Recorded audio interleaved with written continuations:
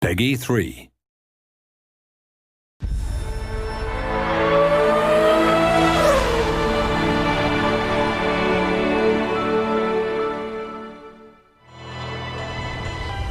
Welcome to the second developer diary for F1 2011.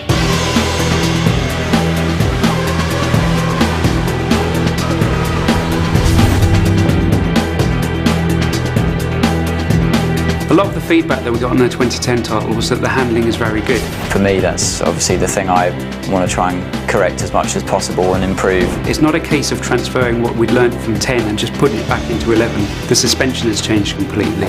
The aero's been updated. You can feel more involved with the car now. So the fundamental race experience is different now for qualifying than it is for the race. Qualifying's about those golden 2 laps, getting it right, hanging the car out there, really pushing it, really attacking the curbs, which you couldn't do last year. You can in 11.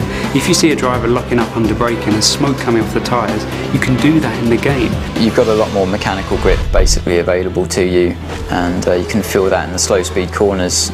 I think it's fair to say last year we were trying to balance handling and AI at the same time, whereas a year later we've already got that foundation there. The easiest way to look at the AI this time around is they're more dynamic in their decisions. In F1 2010 they would often make the right decision, but then that situation would change and they were committed to a course of action, whereas in F1 2011 they're aware of all the variables, all the surroundings, and they're able to adapt their responses on the fly if things change. It's about them being in sync with the player, following the rhythm of the race. You know, they'll go for an overtake, you know, a bit of draft, and all of a sudden that side of the track's not the right one to be on. They're much more likely to pull back in rather than just try a crazy move around the outside. I mean, they can certainly make mistakes.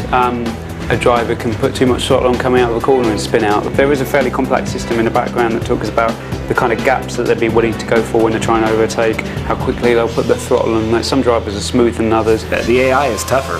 It's a lot more realistic. You're fighting with them a lot more, and they're faster. It's a lot of fun. The handling's much better than last year.